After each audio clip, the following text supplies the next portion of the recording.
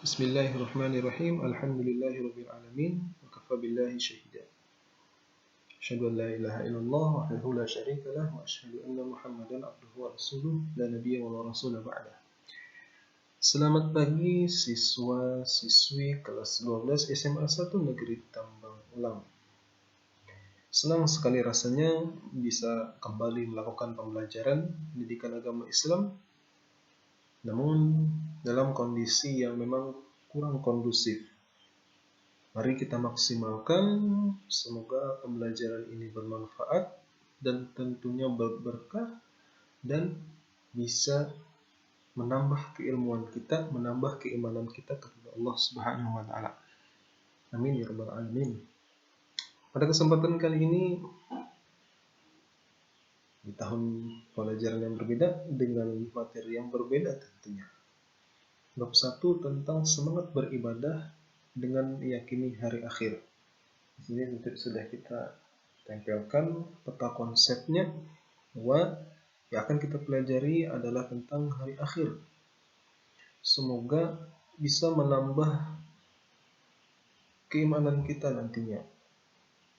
Sub materinya, bagian-bagian materinya, makna iman terhadap hari akhir, periode hari akhir, hakikat iman kepada hari akhir, hikmah iman kepada hari akhir, menerapkan perilaku mulia, dan semoga kita dapat menghayati nilai-nilai keimanan kepada hari akhir dan ujung-ujungnya memberikan semangat beribadah.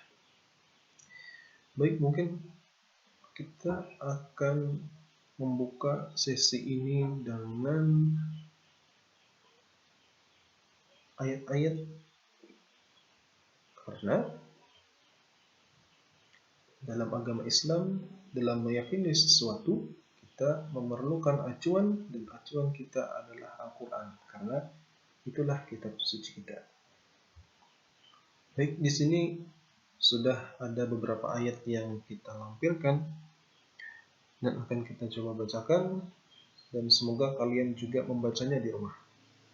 Quran surah Taha ayat 15, Al-Anbiya ayat 97, dan Al-Mumtahanah ayat 3. Yang pertama adalah mengenai apakah memang benar nanti itu akan terjadi kiamat. Nah, ini sebagai orang Islam kita punya acuan bahwa setelah seseorang itu meninggal akan ada fase kehidupan selanjutnya yang dia nantikan, bahwa akan ada kehidupan kedua lagi, bahwa dia akan nanti dibangkitkan lagi. Dan inilah salah satunya,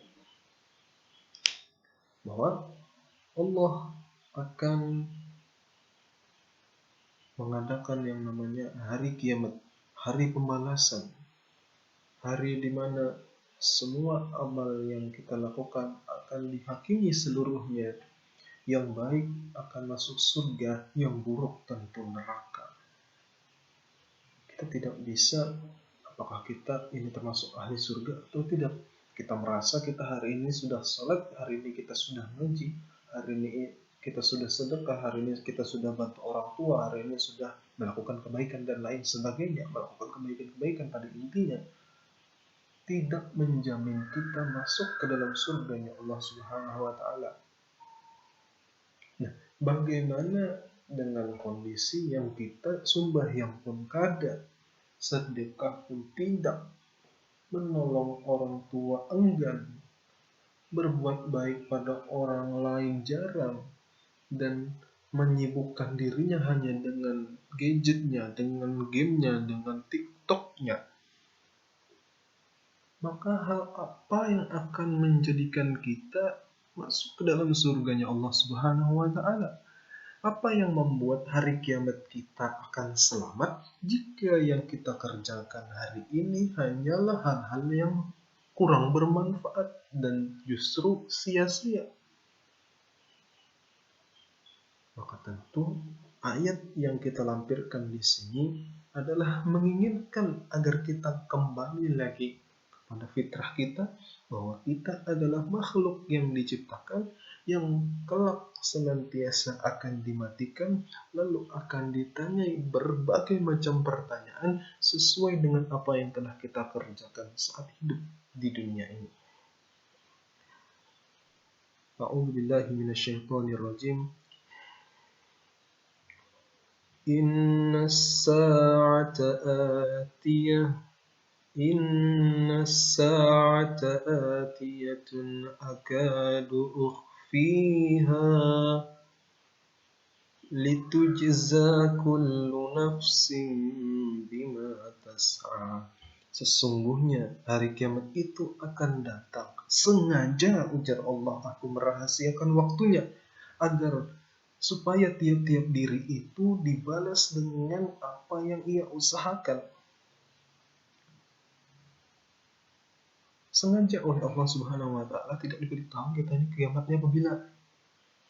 Kalau kiamatnya kita tahu, maka tentu kita hari ini hanya akan beribadah sehari atau mungkin sebulan sebelum kiamat itu terjadi. Dan hari ini kita santai aja, nggak usah sholat, nggak usah ngaji, nggak usah melakukan kebaikan. Kalau kita tahu kiamatnya terjadinya kapan. Nah, masalahnya kiamat ini tidak diketahui siapapun, bahkan Nabi pun sendiri tidak tahu kapan terjadinya. Beliau hanya menyebutkan ciri-ciri kiamat itu akan terjadi tuh kalau seperti ini, Maka tentu yang Allah inginkan melalui ayat ini adalah kita menyiapkan apa yang harus disiapkan untuk hari akhirat. Karena Allah ciptakan kita pada dasarnya di sini adalah untuk ibadah, bukan yang lainnya. Kalau kehidupan kita ternyata lebih fokusnya terhadap hal-hal duniawi, bersenang-senang dan lain sebagainya, ibadahnya pun jarang, maka sebenarnya tujuan hidup kita di sini sudah lepas. Kalau sudah lepas, bagaimana kita bisa masuk dalam surganya? Logisnya kan seperti itu.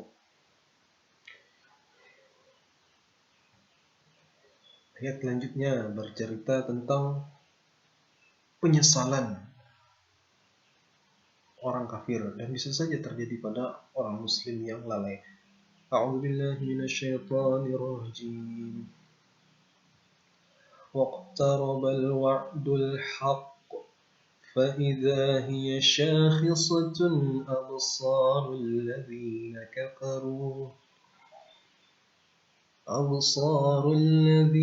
كفروا يا ويلنا قد كنا في غفلة من هذا بل كنا ظالمين. Dan telah dekatlah kedatangan janji yang benar, yaitu hari berbangkit hari kiamat. Maka tiba-tiba terbelalaklah mata orang-orang kafir. Mereka berkata, aduhai celakalah kami, sesungguhnya kami adalah dalam kelalaian tentang ini hari kiamat. Bahkan kami termasuk orang-orang yang zalim. Ayat terakhir bercerita tentang apapun yang kita, bagaimanapun kondisi kita di hari kiamat nanti, itu adalah tergantung oleh diri kita sendiri. La tanfa'akum arhamukum wala auladukum yawmal qiyamati yafsilu bainakum wallahu bima ta'maluna basir. Karib kerabatmu, anak-anakmu sekali-kali tiada bermanfaat bagimu ketika hari kiamat. Dia akan memisahkan di antara kamu dan Allah Maha melihat apa yang kamu kerjakan. Maka pada kesempatan hari ini, yuk kita perbaiki lagi kehidupan kita agar lebih fokus, meningkatkan kualitas ibadah kita, agar termasuk daripada hambanya yang benar-benar hamba yang berhak untuk masuk ke dalam surganya. Kehidupan akhirat itu mengerikan. Kehidupan akhirat itu sangat menyedihkan apabila tidak bantu dengan amal soleh kita. Mungkin ini dahulu. Akhirul kalam. Wassalamualaikum warahmatullahi wabarakatuh.